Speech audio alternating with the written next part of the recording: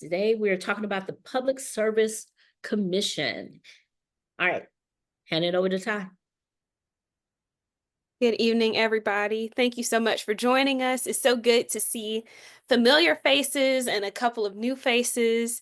Thank y'all for joining us as we talk about something that if you are a ratepayer, a Georgia Power ratepayer, you feel this every day. The Public Service Commission and updates around the just different things that are happening this year when it comes to the rates of our energy bills.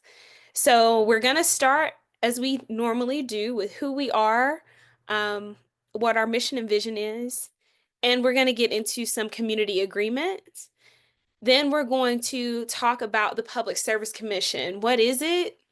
What do they regulate? How long have they been around? What's their role in Georgia? And how do they relate to the utility company that not everybody in Georgia, but a lot of people in Georgia pay to, Georgia Power? We're going to talk about the IRP process, or the Integrated Resource Plan process, and talk about the rate case that follows that Integrated Resource Plan process. We have a call to action, and we have ways for you to get connected to community partners of ours and advocates for our rates to stay reasonable, or to be reasonable in the first place, because they've gotten a little kooky. And then we send you off to enjoy your night. So we do want to note that there won't be a house meeting today like we normally do. Instead, we're going to slot in some Q&A sections. So they'll be about 5 minutes long. So we ask that you hold your questions until the Q&A for that section. And there's a lot of information in this CJEM, so we just want to, be on top of time and make sure we get it all out. So ignore my email chime. Sorry. I'll hand it to Adrian for our mission and vision. All right, y'all. I'm glad y'all did those AI note takers, because we got a lot packed in this small time. All right, so our mission and our vision, for those who don't know, is that we're a grassroots organization, and we're dedicated to creating pathways to the clean energy economy for communities of colors, and particularly Black communities, because they are the ones that lag when it comes to this new emerging economy. And the way in which we do this is that we foster safe, resilient spaces that amplify diverse voices and address systemic barriers, that address the systemic barriers that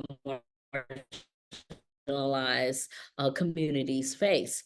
So our vision is, we envision a future where Black and frontline communities and all communities can lead in achieving an environmental and economic justice, sustaining their health, their well-being, and prosperity across generations. And that's really what it's about. So anything that we do, it is connected and tied to that. Next slide, please. And we always like to be grounded. And Fannie Lou Hamer is one of our sheroes. This quote, "When I liberate myself, I liberate others. If you don't speak out, ain't nobody gonna speak out for you." Her and Josephine Ella Baker are two of our strongest sheroes. We follow what they've done in the past. We use a lot of the methods that they use. And they believed in that educating the masses is one of the things that helps people maintain and fight for their rights. And that's what we're doing here today. Next slide. I hand it over to Ty to go through our community agreements.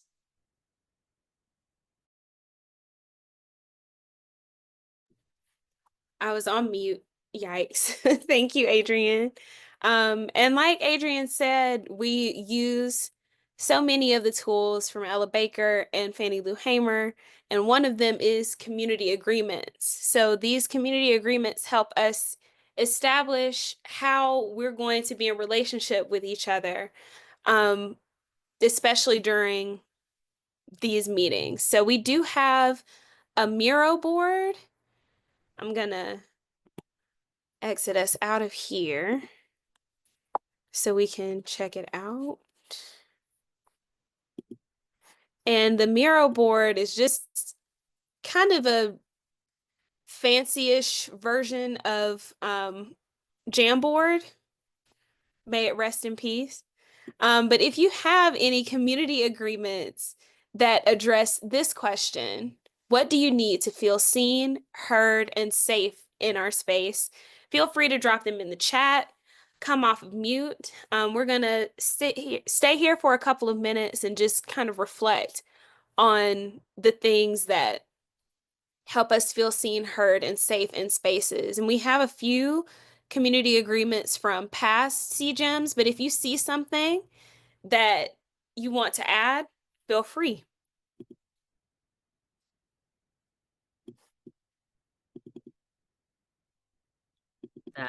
Respect each other, double that.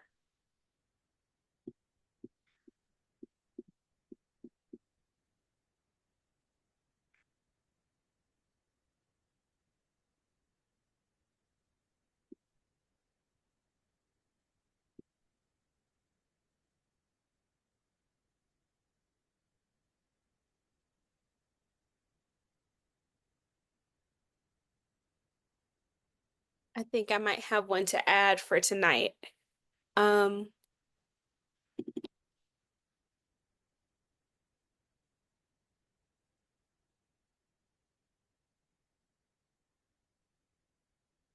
If you're ever in doubt, ask the question, no matter what it is.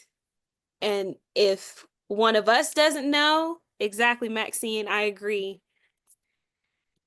No dumb questions. If one of us doesn't know, then that gives us all an opportunity to learn something new. So be afraid to ask the question. That's right. We have time for one or two more. So any that we want to drop in the chat or say out loud. Stand up, step back, a classic. Yes. Got that one plus that one.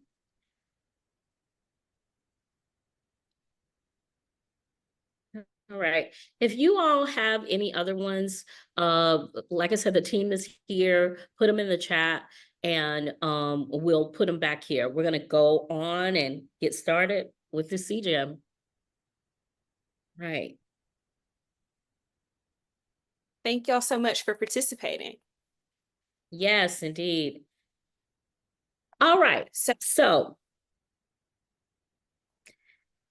before we get started, we want to ask, just by show of hands, or you can come off your mic, do you know what the Georgia Public Service Commission is, or do you know what a Public Service Commission is? Anyone? Nope. Okay, I like that. Kenyana said yes. Would you like to come off? And Blake said yes. Would y'all like to come off and give, what you know? Hi, y'all. I'm off camera because I got my mouth full of stuff, but I can be off for this second. The Georgia Public Service Commission is the regulatory body that is charged with regulating public utilities here in the state of Georgia. Awesome. Awesome, awesome, awesome. Anybody else? That was great. Yes, listen openly and more forward with compassion and humility. I love that. Okay, we're going to add that too. All right. Yeah, I think you hit it. And but just for disclaimers session sakes, we got a lot of experts on here. And so we want you guys to speak up and talk. We are doing this as a part of a larger group. We're going to be talking about that more because there's a lot of people that don't know what the Georgia Public Service Commission is. And I've been in a room of 1,000 people, and I've had about 10 people raise their hand when I asked them, what is your Public Service Commission? And so folks really don't know and understand what it is. And we are in a group of people who do. So we're doing like our part, because there's a lot of partners out here that are doing similar trainings, better trainings maybe than this, but we're doing our part in getting this information out here to our network of folks. So we definitely want the experts who are on today to chime in. Next slide, please. So what is a Public Service Commission? I'm just gonna outright say it. It is, Kenyatta really broke it down, and I'm gonna give you the long version. And this is for your AI note takers too, okay? So according to the Public Service Commission website, the Georgia Public Service Commission ensures that consumers receive safe, reliable, reasonable, and priced telecommunication, electricity, natural gas services, and it's a 5-member commission. So it's actually a 5-member member of commissioners, and we're going to talk about them, that they are elected statewide. We're going to talk a little bit about that later. And this commission has been around since 1879. Fun fact, Georgia was one of the first states to adopt a public service commission. And it was originally created to serve the public interest during creation of the railways. So the Public Service Commission was created to prevent unfair burdens on the public from corporations or corporate overreach when creating major public works. So I want y'all to hold on to what that definition is, all right? And they do no such thing, exactly, lovely thing. And I said they don't, and we're gonna get into a discussion like that, but that's what they're supposed to do, y'all, okay? Let's get a little bit more into what they're supposed to do and what their responsibilities are supposed to be. So the Georgia Public Service Commission, you know, they're supposed to regulate utilities across the state. They're supposed to approve utility rates. They're supposed to oversee major infrastructure projects and enforce, and they're supposed to enforce and regulate to protect consumers, us, right? So they're supposed to promote energy efficiencies and renewable energy initiative. And they are also supposed to show an interest of the, show that they are in the public interest and not the utilities company's interest. That's why they're called the Public Service Commission, right?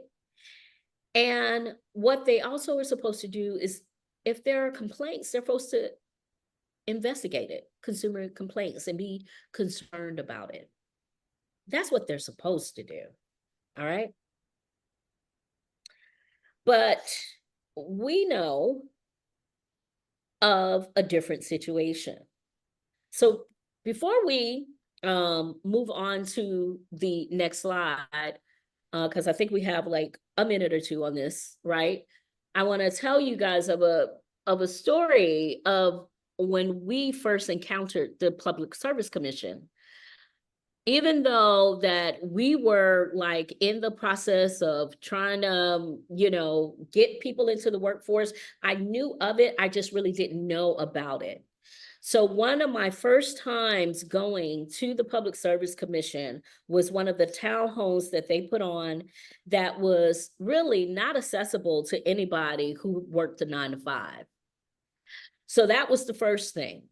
The second thing is, when I went to this Public Service Commission, understanding what the responsibilities were supposed to be, I was shocked to find out when I went in as a consumer, first off, how they were treating other consumers, how they were speaking to other consumers. It was so appalling. We had a situation, and I'm not proud to say this, but you can find it on YouTube. I end up cursing out Patricia Pridemore, who is the head of the Public Service Commission, because she told a woman right before me that if she wanted better air quality, then maybe she should go to China. So exactly. And you can see on my face when she says it on the YouTube video, y'all are probably trying to find it right now. My face looked just like Ruth's face. Like, what? Did I just hear what I just heard? Exactly. The audacity, you know. But when you're a commission that nobody knows anything about, right? Then what do you care about the public? And guess why you're elected? You're doing it statewide. And nobody really knows about this commission. So why should you care about what consumers think or what people think? Let's go to the next slide. And I think I'm passing this one over to Ty, right? Yeah, I'll take it. So these are the commissioners, and they're an interesting crew of people. So the commissioners, they are comprised of 5 commissioners, each representing one of 5 distinct districts within the state, which we'll get into what that district breakdown looks like. Right. And while commissioners reside in their respective districts, sort of, they are elected through statewide partisan elections, as Adrian mentioned. This means that all eligible voters across Georgia participate in electing each commissioner regardless of the voter's personal district. So bear that in mind when we see the map. The commissioners serve staggered 6-year terms, ensuring continuity within the Public Service Commission. This is from their website. So these are the commissioners that are currently serving. Jason Shaw is the chairman, which when we first interacted with the PSC, like Adrian mentioned, Trisha Pridemore, who is at the end in District 5, was the chairwoman at the time. Jason Shaw is commissioner over District 1, and his term ends in 2026. Tim Eccles, who is probably the most famous of the commissioners, he is the vice chairman over District 2. Fitz Johnson is the chairman for District 3, which if you are in the city of Atlanta or Metro Atlanta area, he is your commissioner. Bubba McDonald is over District 4, and Trisha Pridemore is over District 5.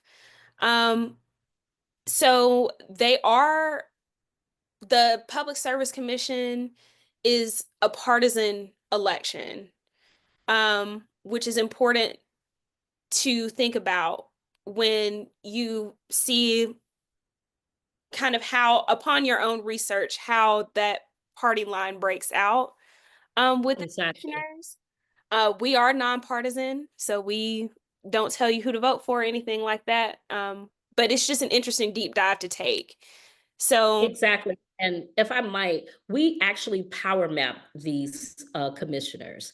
And so we really got into them. And that was like a couple of years back when it was another IRP that was happening. We actually did a power mapping, and you can find that on YouTube as well.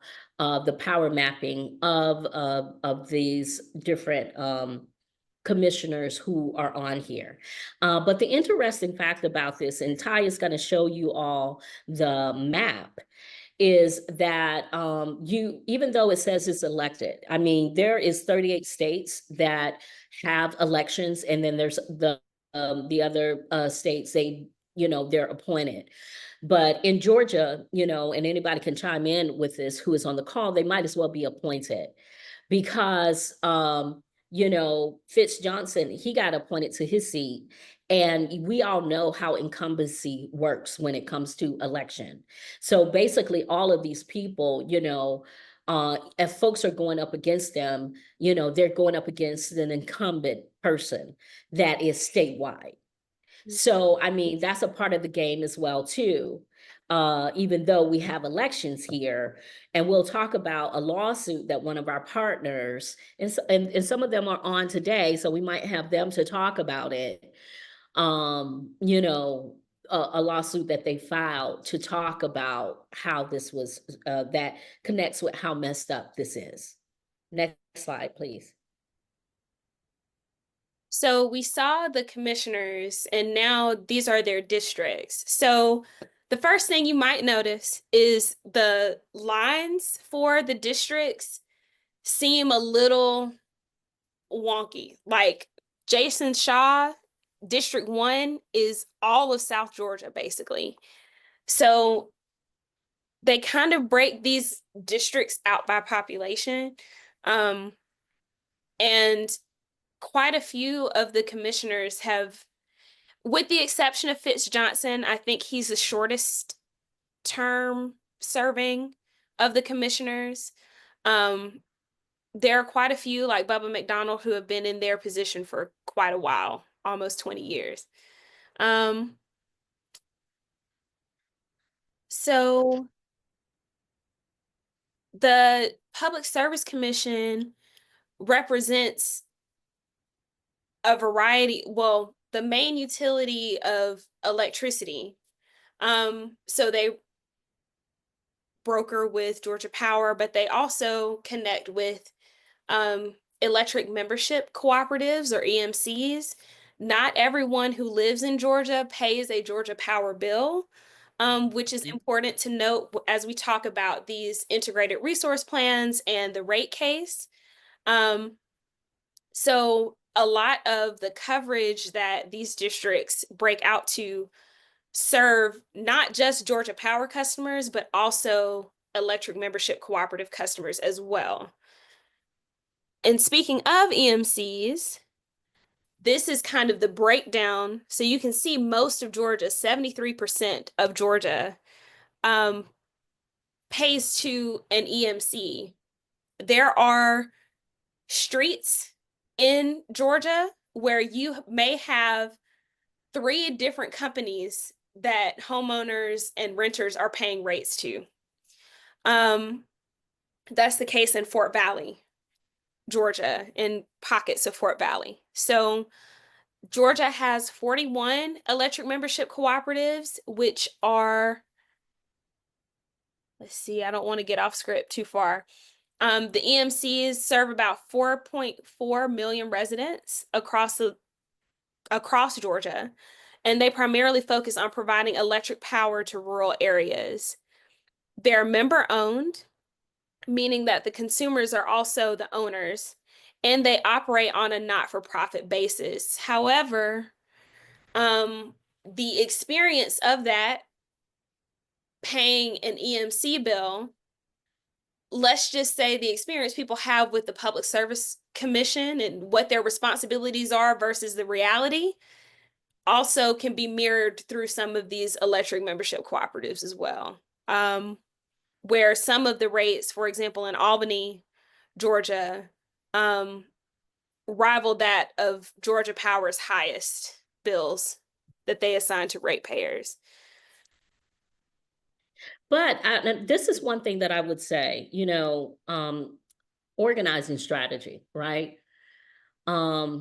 If we would not use this as an organizing strategy. Our organizing strategy is around economy. We would probably partner with people, but if you wanted to, you know, topple and begin to make some change, I would think with EMCs, you would probably have a better chance of doing it. And you do see some campaigns like in Decatur and different places where they're trying to find ways where they can work with the EMCs. So I don't know. I look at this map and I see, okay, a guerrilla war style type of organizing method that probably could be used in order to cripple this out. So just something to think about for you organizers that are out here in organizations that's willing to take that on.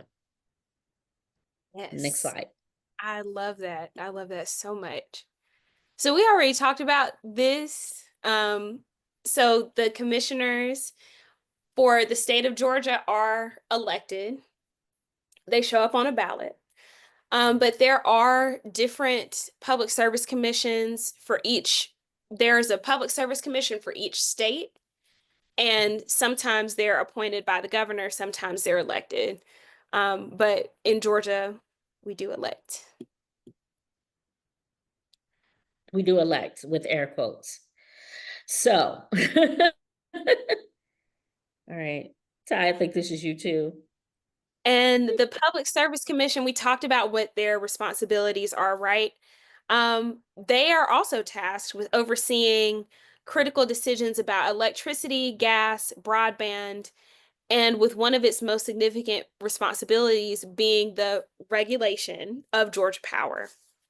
So Georgia Power is a part of the Southern Company, which is an energy monopoly in the Southeast.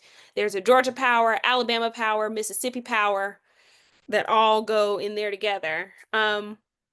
And they are a for-profit entity, so their main goal, one of their main goals, is to pay out dividends to their shareholders. So bear that in mind as well. The Public Service Commission's decisions directly impact the cost of utility bills, the sources of energy Georgians use, and how pollution from Georgia Power's power plants is managed. Since Georgia Power serves customers in nearly every county, the PSC's rulings affect residents throughout the state. Originally established to protect consumers rather than utility companies, the PSC has repeatedly voted to raise rates, add fees, and introduce additional charges to Georgians' utility bills, some of which we feel and have been seeing over the past 3 years since the last integrated resource plan, which we'll talk more about. As a result, despite Georgia Power's claims of having the lowest rates, Georgians now pay the 8th highest electricity cost in the nation. In the nation. In the 8th nation. It's unbelievable. On top of the income inequality that exists just in the city of Atlanta alone, when you put those energy bills alongside that, it's really challenging. It's not the same Atlanta that it used to be. One of the major projects under Georgia Power's management is Plant Vogtle, which is a nuclear power plant that's one of the most expensive plants ever built, is the most expensive nuclear power plant ever built, and it's owned and operated by the Southern Company. The construction of Plant Vogtle's units 3 and 4, located near Augusta, Georgia, has faced years of delays, almost a decade of delays, with costs rising to $30 billion, more than twice the original estimate. So we already mentioned that Georgia Power is a part of a for-profit entity, the Southern Company, and their main goal is to pay out dividends to their shareholders. So who do you think is paying for that really super expensive $30 billion with a B dollar power plant, nuclear power plant? Yes, It's I was going to us. say it's us. It's us. Because we got money like that. We made like that of money, the consumers. All right, next slide. So this means we're covering the financial burden of a project that's years over budget. They just brought parts of Vogtle online, I believe. But Yeah. for years that it's taken for it to even get to the point where it can be brought online versus the workforce development that's able to happen there, like that balance is very off. So Maxine put, we dollars. We made dollars. So I see a couple of Georgia conservation voters folks on here. Chastity, I don't know if you can come off or you're in your car. I don't mean to single you out. No, But you out here. you put me out here, but that's all good. But what would you like to what would you like to know? I So imagine what we were gonna say, this is what we were going to say. We were going to say, because we want people to know that there's, that there are advocacy organizations out here that are fighting this, right? And that you guys and others filed a lawsuit against the Georgia Secretary of State. And the bill was called, if you want to look it up, it's House Bill 1312. And it extended the terms of the Public Service Commission by at least a year and altered the term limits. And in the lawsuit, it argued that the extension passed into 2024 was unconstitutional.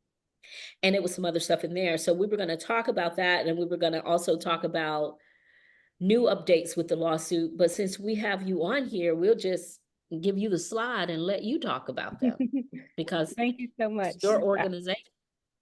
Absolutely. And I'm so grateful to be here, and I'm so glad that y'all are talking about this now because we have elections this year for the Public Service Commission for the first time in 5 years. But yes, to just kind of piggyback on exactly what you said, yes, GCV and Georgia One came together and concerned citizens and launched Rose versus Raffensperger to change how those elections are held. Basically advocating that voters within a district should be able to choose their representative, not be beholden to interests for the other, two-thirds of the state. So the Georgia state legislature used this lawsuit as a pretext to delay the elections and pass HB 1312 last year, which illegally extended those terms for the commissioners up to 8 years. Now think about that for a moment, an 8-year term. And still denying voters the chance to hold them accountable for our bills skyrocketing as they have been over these past 5 years and longer.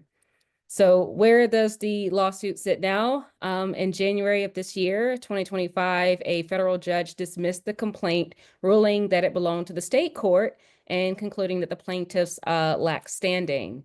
That was immediately appealed to the 11th U.S. Circuit Court of Appeals to block HB 1312 while the appeal is pending.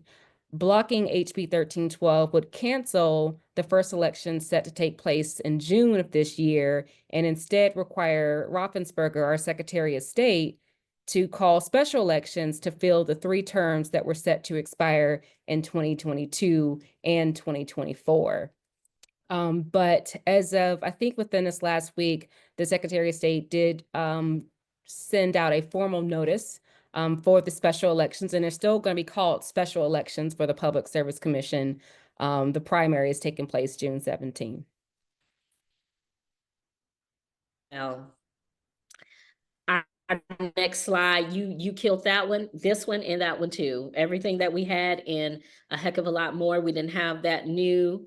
See, y'all getting it hot off the presses. You see, you come to the CJEMs and see, we know people. See, we know folks, and they come on and they give you the hot off the presses news. All right. So with that being said, Chastity, I'm gonna have you to keep your mic hot because we have a Q&A right now. That was a lot. So we're gonna go through, like we just went through the PSC. Next, I believe, is the IRP, right? And then after that is the rate case. So we've broken this down so we can stop right now, digest that. And then we're gonna start, I'm questions. The floor is open. Yes, Bruce. What is your average, excuse me, electric bill or utility bill in Georgia? Since I'm in New Jersey, I'm just curious to hear how much it costs because it sounds like it's a lot. And everything in New Jersey is usually a lot, but my utility bill is not that high. It really depends on where you are. There are pockets of, I can speak to Atlanta. Mhm. There are, especially in Southwest Atlanta, that see energy bills in the multiple hundreds per month. Oh my God. Exactly. To the Wow. point where you're making a decision between paying for rent or mortgage, paying for groceries, paying for childcare. Mm. And some of it has to do with the conditions of homes, not Right. because of a homeowner's doing of anything, but just because of the age of the home. Right.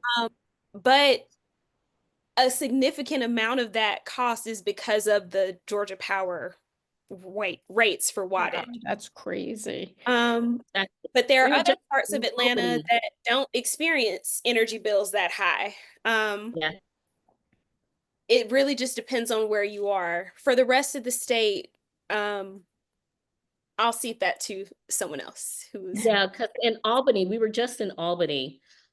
So as y'all know, we're spreading in the 11 counties, so we're building up our teams all over. Right before heading to a meeting in Albany, on the news, this is on their local news, somebody was talking about a $600 light bill. Oh my gosh. A I mean, 600 I'm in a 2-bedroom apartment and my and bills that's are generally for heating, electricity, or air conditioning, generally between like 60 and 90. I mean, it's much less. So that's really a lot. 60 or 90, I don't even know. Right, What? that sounds like a dream. It's my phone bill is more than that. Right. right. There's not much else that's inexpensive in New Jersey, but that seems to be pretty good for me. So I'll keep that. But I will say that our rates are going up. I have PSE&G, Public Service Electric and Gas, which is for profit. We have, I think, 3 different utility companies in New Jersey, and I think all of them are raising the rates. And our commissioner, I believe, is appointed. We don't have elections, so we will see. We're also getting a new governor this year, so that will be interesting as well. So anyway. Indeed, Chastity, you were saying in Savannah. Yes, I had all of the factors that Ty pointed out.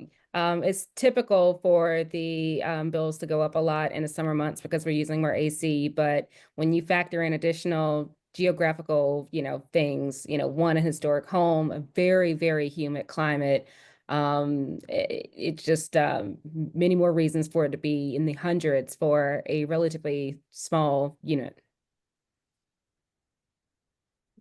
Yeah. Blake, I think you had your hand up. Yeah, I'm here in Savannah as well. I'm an organizer with Progress Georgia. Um, and my bill, I'm in like a 1,200 square foot house, so nothing too big. And from when I moved into the house 3 years ago, like I would usually see an electric bill in the summer, maybe max like $300. Last year it was $500. My electric bill this winter was like 250, and I'm not hardly using it. And my gas bill was 385, so it's crazy. Just in the few years I've been there, it's gone up like over $100 a month. Yeah. Yeah. Or 1,200 square feet. Boudoir, your hand is raised. Yeah, so I can attest that my mother, her bill went from being around 300 to almost $800, Jesus. to almost 1,000 this past month. And I'm like, these people on fixed incomes, how do you expect them to pay $1,000 for a light bill? Exactly. Exactly. It's crazy. It is highway robbery. It's just robbery. That's all it is. That's all I can say that it is. And Kenyana said in Jersey, the BPU also has meetings that are generally inaccessible to the public. She said she lived there for 20 years. Yeah, yeah. I mean, it's like all a game. They're all in bed with these utility companies, that are for profit and getting our money and getting our money.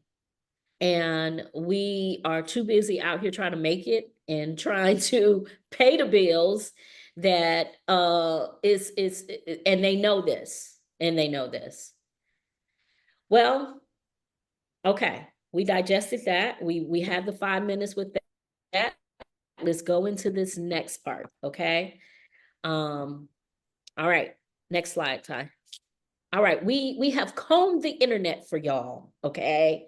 Because we kept trying to think, how in the heck are we going to explain this IRP? And then we were like, this CJM is going to be way too doggone long if we try to break down the different parts. But we found something that is going to tell us something really quick on the internets. All right. This is Energy Go ahead, 101 with Renew Missouri, talking about how the IRP process works. An integrated resource plan outlines the utility's 20-year long-range plan. IRPs are filed every 2 to 5 years depending on the state. When the law requires a utility to submit an IRP, there's often an opportunity for stakeholders, consumer groups, industries, environmental advocates, business groups, and others to engage in the planning and review process. Public hearings for IRPs are one way the public can be involved. Some advocates use this as a time to challenge and press for a change in direction of resource planning. For example, adding more renewables or pointing out strategies or technologies the utility may have missed. Utility companies aren't actually legally required to follow the plan, but IRPs are important because they show where the utility wants to be in the next 20 years. The demand for more clean energy is changing the energy landscape. Regulatory environments are evolving, and the IRP itself and stakeholder engagement is more important than ever before. Thanks for listening, and to learn more about this topic, visit our website, renewmo.org. All right. We felt like that was quick. And we see who you be looking at. Jasmine Crockett. Oh my God, I knew you was a rebel. All right. Like, she's a bright spot in that landscape for me, truly. So Yeah, it is wild that they are not legal, that they are not legally required to follow the plan. That's so true, right? exactly. Yeah, yeah, yeah. Let's go to the next slide, Ty. So Ty is gonna break it down a little bit more. Then we're gonna have some more Q&A. This one is gonna go a little bit faster, and then we're gonna get into the rate case. All right, go ahead, Ty. So we just saw the video on what an integrated resource plan or IRP is. But just to give more details, it's a roadmap to meet forecasted energy needs for consumers, assessing two ends of that spectrum, the supply side, so how much energy do we have available and from which sources, and then from the demand side, so projecting about how much energy individual consumers or individual households are going to use, businesses are going to use, etc. So the IRP is meant to ensure reliable service to customers. I apologize, in the most cost-effective way. So pictured here is Georgia Power's projected capacity mix for energy production in the summer of 2024. So this is from an older integrated resource plan that Georgia Power put forward. Notice too, one quick thing, that we're mentioning Georgia Power's integrated resource plan, but we just saw a map that 73% of Georgia is covered by an EMC. So how does that square if the Public Service Commission is interested only pretty much in Georgia Power's resource plan? But on this picture, you can see the breakdown of the different types of energy generation sources that Georgia has available. So nuclear was around 13%. Again, at that point, there was an idea that Vogtle would be online by then. Like we said, it's 10 years behind, and parts of it are online, but not the full thing. Coal is still a significant power source. Gas was projected to still be a significant power source. But other resources like solar, wind, hydroelectric, and battery storage are also often accounted for in integrated resource plans. And it's the way that a utility plans to have available electricity or available energy to meet the needs over 10 to 20 years. So here in Georgia, our integrated resource plan through our major utility, Georgia Power, is reassessed every 3 years. And following the IRP is the rate case, which we'll talk about later. And during this process, because it's about a 6-month process all told between the IRP and the rate case, other stakeholders outside of the utility can propose changes or overhauls to the utility's plan. So this is known as intervening into the intervening on the resource plan, which is something we'll talk about more a little bit later. So this is by no means a comprehensive timeline for the IRP, but there's just some of the high notes that we're looking at. So this was adapted from Georgia Interfaith Power and Light and South Face. They did a integrated resource plan training series that we were able to take part of. So this is some of the high points from that. So in January of this year, Georgia Power filed their 2025 IRP. So they showed the Public Service Commission, hey, here's the energy sources that we're looking at that are going to be able to provide the supply for the demands of the energy that are needed. A couple of the big things that are changing some of that may not have been as big 3 years ago. Data centers are coming down really quickly. So the energy demand for those is something that's a big kind of focus on this year's IRP. And then workforce development was another huge focus as well. It's consistently a pretty big focus, but this year especially. So March 14th was the deadline for anyone who wanted to intervene, either as an individual, an advocacy group, a business, anybody who was like, hey, we see what y'all got going on over there at Georgia Power, but this is what we think could make either a better plan. Here's a brand new plan entirely. Here are some changes that we see that could work for you instead of what you have on the docket, Georgia Power. So if you wanted to take part in that process, the deadline was March 14th to sign your name as yes, we would like to take part in that. In a few days, March 25th through the 28th, Georgia Power is going to deliver their direct case to the Public Service Commission. So they're going to share like more so in detail with their legal teams. Now, that's another thing that's important to know about this process, that it is primarily a legal process. Sure, there can be public comments, and those are generally, like Adrian said before, open at like a 9 o'clock on a Thursday morning when people are at work and can't get down to the Public Service Commission. They're usually timed. The one that we went to, public comment session that we went to during the last IRP, you went up to a podium by yourself and the rest of your team could not be in there with you. So that's another thing. There are all of these tactics that they use to dissuade new interveners from coming. And then in May, from 27th through the 30th, the hearings for the staff and intervener cases come through.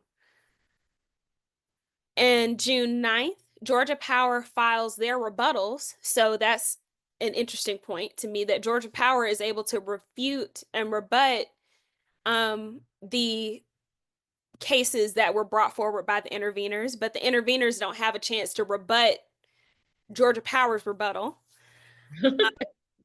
And July 1st, Georgia Power files their rate case. And by the 15th, the Public Service Commission rules on the integrated resource plan. How is it going to look? What pieces of the Georgia Power plan are going to stick with? Are they going to stick with or throw out? What pieces of the interveners' plans are they going to stick with or throw out? And like we've said several times on this call before, a lot of times they're siding with Georgia Power. I highly encourage checking out the video of our power map that Adrian mentioned on YouTube, because knowing people's self-interest, the commissioner's self-interest in this, can show a lot about why they tend to side with Georgia Power, but we won't get into that here.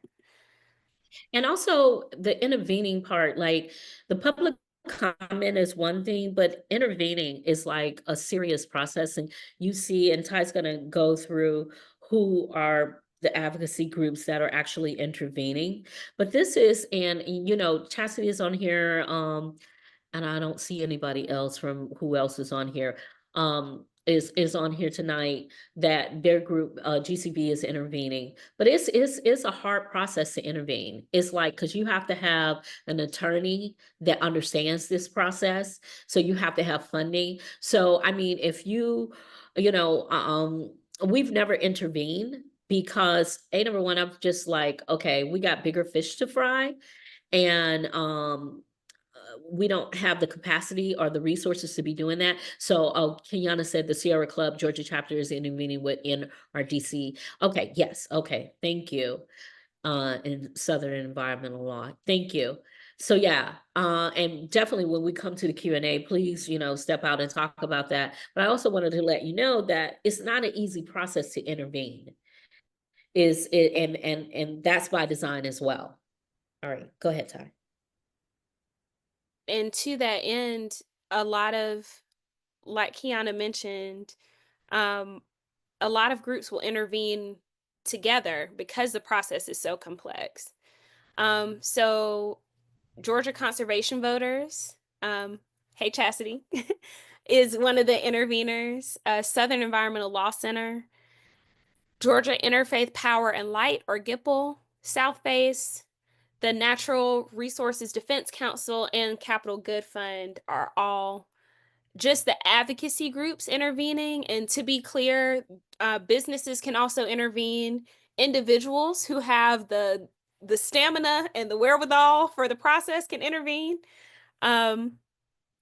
Or another non-governmental organization that can formally participate in the resource plan process to advocate for specific interests related to energy planning. Interveners in the IRP process can include consumer advocacy groups, environmental organizations, businesses, local governments, and other stakeholders. Part of what they do as interveners is submit comments, present expert testimony, and challenge aspects to the IRP to ensure that utility plans align with public interest, affordability, sustainability, and energy justice. As I was reading that, I thought of like getting your Olivia Pope hat on, shout out to Scandal, and getting to intervene on behalf of sustainability and for the consumer. In Georgia, groups like GCV, Southern Environmental Law Center, and community organizations often intervene in Public Service Commission proceedings to push for cleaner energy and fairer utility rates. And we'll get into something I think is really cool that GCV is doing to make the intervention process a little more accessible through their People's Power Union. So we'll touch on that later, but I'm going to hand it over to Adrian to discuss the next half of the IRP process, or it's a separate process technically, but what follows the IRP process, which is the rate case. Oh, we have a Q&A. I apologize. Okay, so we'll open the floor for questions about the IRP. Yeah. And we'll do our best to answer. Yeah. And I saw, Kenyana, can you come off, because you had me earlier that was like, oh, yes, please talk, say more. It was about Georgia Power's illegal monopoly. It definitely related to how Georgia Power, how the Public Service Commission still has input about how those who live in an area with an EMC, how the Public Service Commission is still having say over how it is that they have to live with their power and energy usage. And it is because Georgia Power is an authorized monopoly. Even though Right. you have Oglethorpe, you have MEAG, and you have various EMCs, they all have to get their energy from Georgia Power, and they have to use Georgia Power's transmission lines. So we are still paying Georgia Power no matter what. One of the ways that the Public Service Commission tries to defend what they're doing is by saying that there exist these other energy companies and the EMCs. That way they can't say that it's technically a monopoly, but it is still a monopoly because Georgia Power So Georgia and Power is Southern like the Company still, mob. yes, they are still they're still controlling everything. And it's like you don't get anything unless they give it to you. That piece. I really, that was really explained, like, because, we were trying to like, see, we knew we had the experts on here to talk about that. And it's so true. It's like anything that you want to do around energy related here in Georgia, it's like you got to go and you got to pay Georgia Power, certifications, anything. We found that out with the Weatherize ATL campaign. It's like, to get even energy auditing certification, you got to go through a Georgia Power situation, and people are fighting back against that in many different ways. Chastity. Yes, and that was such a great explainer of, why this is so important, the IRP process. But I think something else that's really important to highlight too is that, we still don't have anyone who's looking out for the consumer outside of this process, So there was a legislative bill, since we're in session, SB 94, that would have reestablished a Consumer Utility Council bill. And it passed out of rules and it went to the Senate floor on crossover. But unfortunately, another representative attached another bill to it, and that bill didn't pass. But but this is why it's so important, because there is no one who's looking out for the consumers who don't have a choice in who we get our electricity from. Like, I have Georgia Power, but I can't just decide I want to have Coastal EMC instead. So it's so critical to have someone who's looking out for the people speaking up. Yeah, I think Indeed. it's important to highlight in that we heard what the Public Service Commission was originally established for. We see how they have veered off of that path.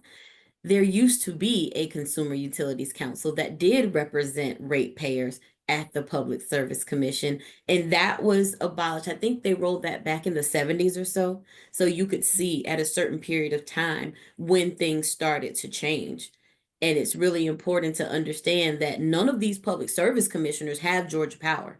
None of them have to worry about their power bills going up, but we do. They have the relationships with Georgia Power.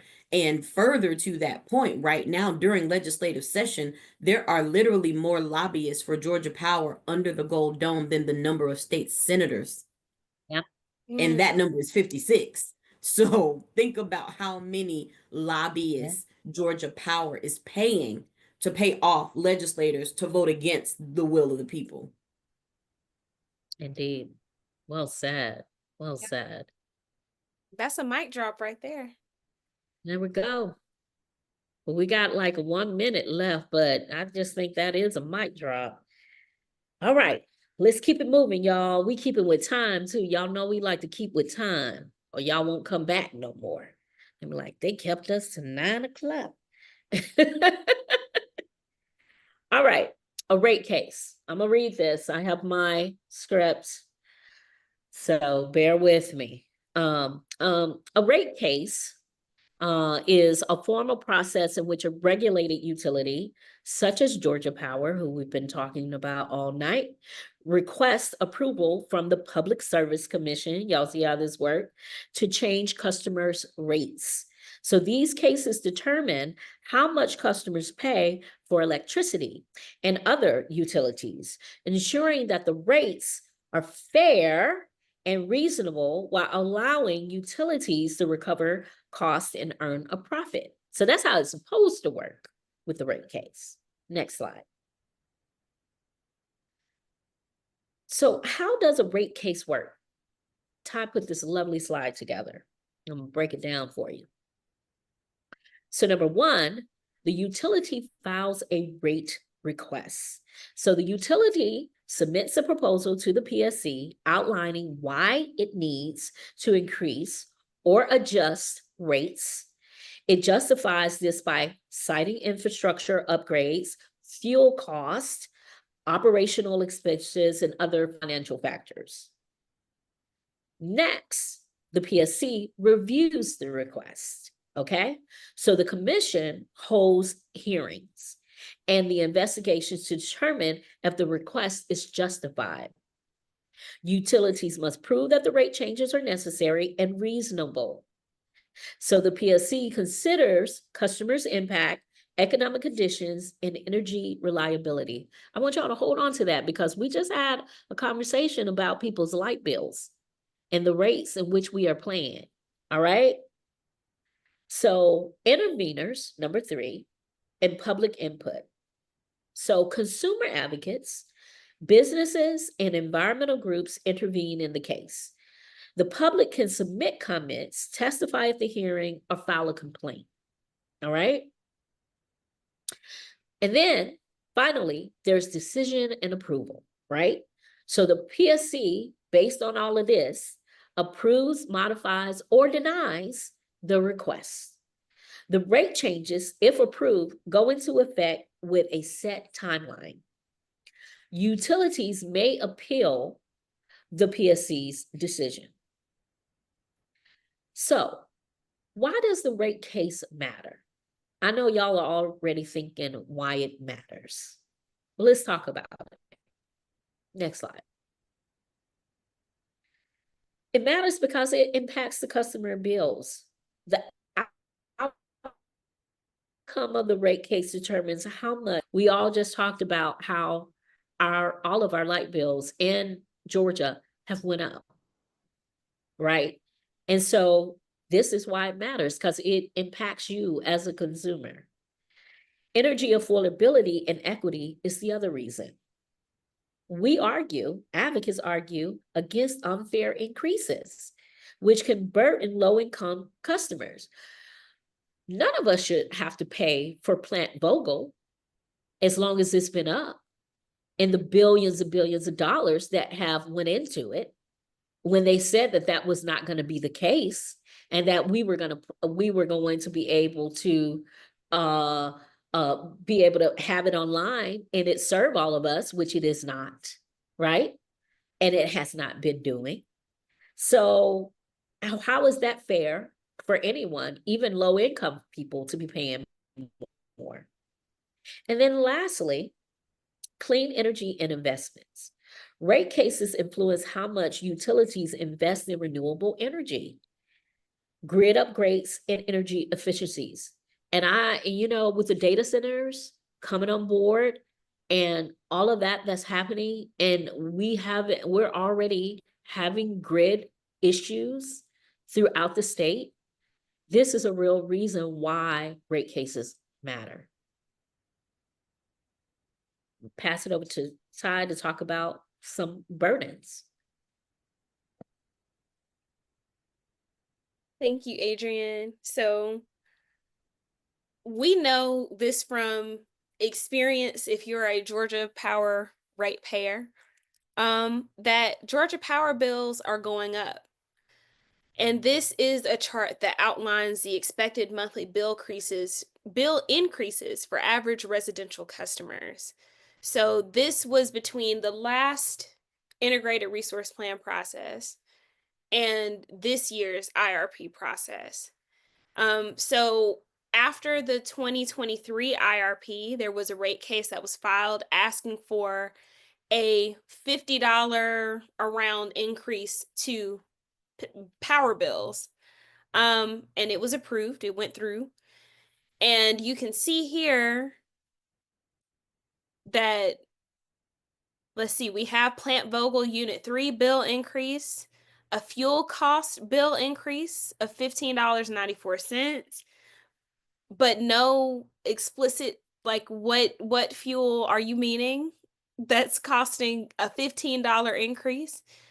Plant Vogel Unit 3 bill increase of $6, a 2024 rate increase, and then for Unit 4 Plant Vogel went up by another $10, and then a 2025 rate increase, all for a total of $44 increased on your monthly bill.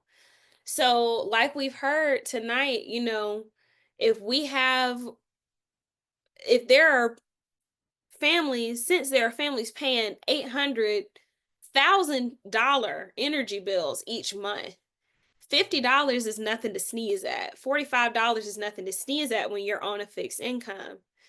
Not to mention, these rate increases fall at a time, I don't know about y'all, but when the first of the year comes around, my wallet is taking a nap. So having these rate increases while your wallet is sleeping and trying to recover from a busy holiday season, it just doesn't, it makes things more challenging, certainly. So this is the case that Georgia Power puts forward for why they need to raise the rates. I'm going to try my best not to put sarcasm into my voice, but I can't guarantee. So their justification is as follows. Infrastructure investment. So this is Plant Vogel 3 and 4, or 3 and 4, either way. So infrastructure investments. Yeah.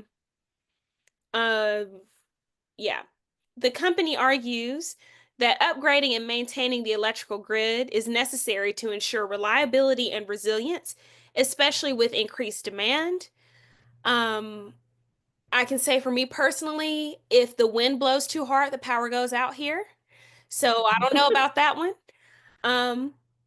Clean energy transition cost. Investments in renewable energy sources, battery storage, and plant closures, such as retiring coal plants, requires financial support. However, again, because the Public Service Commission is a partisan commission, how much investment into renewable energy actually happens is somewhat dependent on that.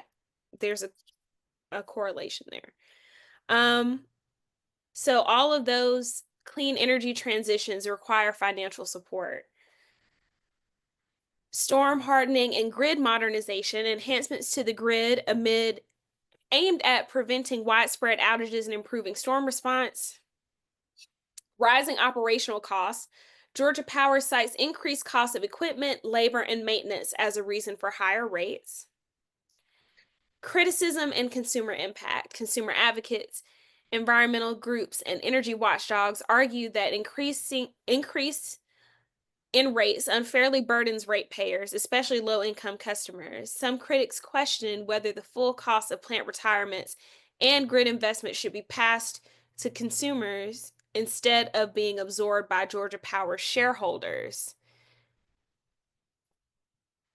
That's an interesting deep dive to take as well. We won't go down that road tonight, but the Georgia Power is allowed to be a legal monopoly, as Kiana stated earlier, as long as they are reaping profits that are market standard. Market standard for profits is like 9.2%. Georgia Power brings in about 12.4% of profit share annually. So that other 3% kind of takes them out of the running for being at a reasonable rate, right? Additionally, in 2023, in May, Georgia Power was granted approval by the Public Service Commission to pass rising fuel costs onto customers, further increasing bills. That was, when we look back here, the 2024 rate increase and the 2025 rate increase. So other reasons that they cite more specifically at Georgia Power for the rising rates is surging natural gas prices, which for Georgia Power's context, they consider that to be a renewable energy source, which is interesting. The company cites a dramatic rise in fuel costs, particularly natural gas, as the reason for the increase. And economics says that if the supply of something decreases, but the demand increases, so does the price. And the supply of natural gas, it may not be as renewable as they say it is. So I find that interesting. Fuel costs pass-through policy. Georgia Power does not profit from fuel costs, but is allowed to pass these expenses directly to consumers, and they want to avoid financial losses. The company claimed that without an adjustment, it would face financial strain from absorbing higher fuel expenses. The last thing I want to leave you with on that point is you can look up the financials for Georgia Power and you will see where exactly the financial losses, I don't know where that's coming from, but you can see people's salaries and things like that during those deep dives. So we're going to leave that there as their case for rising utility rates and open the floor for questions and comments. This is our last Q&A section, I believe, before we get into some call to actions and upcoming election plugs. So the floor is open. Yeah, I like it that you highlighted that Georgia Power makes us pay for literally everything. You know, the upgrades and repairs that they are doing as a result of Hurricane Helene, we are paying for, even though their profits are astronomical. When it comes down to even what they call the programs for low to moderate income people, that's not coming from Georgia Power profits. Everybody else who does not take advantage of those programs is paying for that. There is literally nothing that Georgia Power pays for on its own. These people are robbing us blind, and the Public Service Commission is letting this happen because we pay for 100% of fuel costs of transmission for Georgia Power. Like, they can charge us 100%, and they are charging that and then some, because they literally have us paying for everything. I'm so over these people. Truly, like Maxine said in the comment or in the chat, what about my financial strain? Girl, me too. What about that? I love that. Oh my God. So yes, what qualifications do the elected commissions have to run for these positions? We can't say it because we're nonpartisan, but maybe some other people on here can say it. Must Please be willing check to out take the power map. Please check out the power mapping. When I tell you, it's so interesting. It's so interesting to see. It's very interesting what people ran for before they settled on the Public Service Commission. Give that one for free, but definitely check out that video for the answer to that question, because you can tell by us laughing, not too many. Yeah. The only essential one is that you live in the district. That's really not a whole lot more. Okay. Oh my God. This is what we're dealing with. This is what we're dealing with. Ruth says, I'm sure the executive gets stock options or restricted stock as a part of their compensation. If that was the only thing they got, Ruth, if that was the only thing they got. When we did the, and all they do is purchase property in the district so they can run. Yep, that's true. And what we found, like Patricia Pridemore, like she's on boards in Wisconsin utilities, and these folks are like all throughout the country. They are deep into this utility game. So these folks are commissioners, and I'll just say it so that they can make a profit themselves. This is a business opportunity for them. And when we started power mapping and seeing what, you know, what motivates them, you know, it's funny, you know, you got to laugh and crying. I'm not saying anybody has taken any bribes, but money is definitely a factor, whether they want to admit to it or not. All right, next slide. We're going to get these folks out of here. We might give them 5 minutes back. Call to action. Our call to action is simple. Spread the word. I'm not lying. I was with the United Women in Faith, and it was like 2.5 years ago, 3 years ago, I was asked to come and speak on the Public Service Commission. Neil Saldana, who works for GCV, you know, he was working for the Sierra Club then, and he did this presentation. He sat down with us, and I put together the presentation. And I don't know if you know about the United Women in Methodist group. That's a huge, large group. I didn't know. You know, I was like, why are they asking me to come and speak? I ain't been in church in a while. But I came and I was speaking in front of like thousands of people.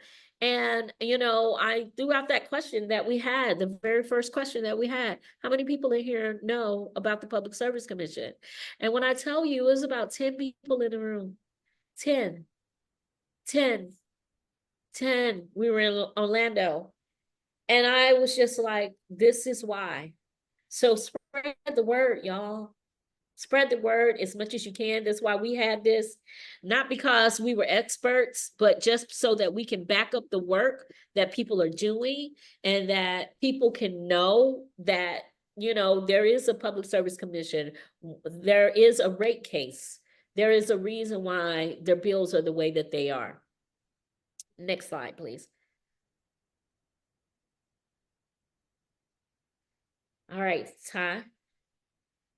So we also, in support of our partners who are either intervening on this process, talking about this process, and getting people engaged around this really core issue that impacts us every day, we wanted to highlight the elections that are coming up. So in a few weeks, candidate qualifying starts. So April 1st through the 3rd, 2025, candidates are officially able to file to run for the Public Service Commission seat. Like Kiana said earlier, as long as you have property in the area, and Chastity, I believe, mentioned as well, as long as you have property in the district, you can run for a seat. So candidate qualifying is April 1st through the 3rd. To file, June 17th is the primary election. So these positions are partisan positions. So voters select party nominees for the 2 Public Service Commission seats that are available. I believe it's seat for District 3, which is Fitz Johnson's seat, and who's the other? Tim Eccles for District 2. If no candidate wins a majority, a runoff will be held on July 15th. And then the official election for those 2 seats, barring changes, is November 8th. No, November 4th, I apologize, is the general election. So Georgia voters finally get to decide who will hold these PSC seats after 5 years of legal delays. So we just wanted to pop up a reminder on the screen. We are a nonpartisan 501c3 organization. So we don't tell you who to vote for. You vote for who you choose to, but just know that being an informed voter makes you a powerful voter. And these votes, we can see, matter a lot. I think there were a couple of things in the chat. No, actually, I think Chastity just answered. Beautiful. Thank you. All right. All right. And we also wanted to mention some of our partners who are doing some really incredible work around the IRP process. Georgia Conservation Voters is bringing together the People's Power Union, which, Chastity, if you're able to and want to talk about the People's Power Union, the floor is yours. I don't want to misspeak. Happy to. You know, I got you anytime, Ty. So the People's Power Union is a union where people across the state come together to demand lower power bills and safe energy. We believe that with input from everyone, the union will also put forward a alternative to the power company's long-term vision, which is that IRP. And the People's Power Plan, or PPP, will outline how we can build a better energy future for Georgia. So we will submit that People's Power Plan as part of the 2025 Georgia Power Integrated Resource Process. And yes, if you're interested in connecting, I can get you all connected with that. we're also going to be doing GOTV for the election, I should say, separately, because we want people to know that this election is happening. It's been so long since we've had a chance to go and vote. So definitely, as has already been communicated, spread the word. Can I add that the People's Power Union is also having a rally on March 25th, right after that initial hearing where public comment will be allowed in this IRP process. So we are encouraging people to come out for public comment, and we will meet there at 9 a.m. so that we can all go up together into the hearing for 9:30. People who want to give public comment in chambers will do so. People who don't want to will still join us. And if you just want to come for the rally, we're telling people 11:30 to meet us outside the Public Service Commission building so that we can speak up and speak out about everything that the Public Service Commission has been doing. The People's Power Union meets every other Tuesday night. We just met this Tuesday night, so not next week, but the next Tuesday we would be meeting again. And, peoplespowerunion.org is the website, but also the GCV Education Fund website will take you there as well. And we hope that people will just engage any way you can. I had Neil and Ziamara on my radio show today to talk about the IRP process, to talk about the rally. So we are hoping that people will show up for that one and keep coming back.